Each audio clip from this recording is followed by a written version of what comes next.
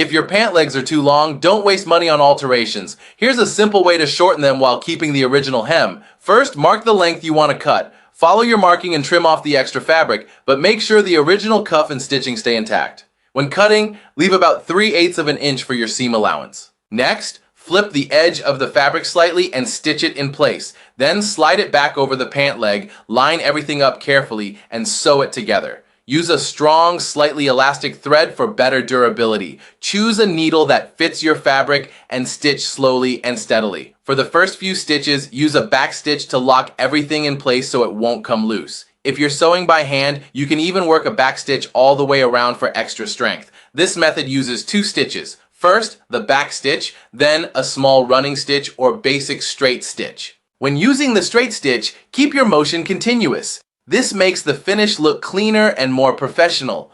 Always choose strong thread. If the thread breaks easily, the seam won't last.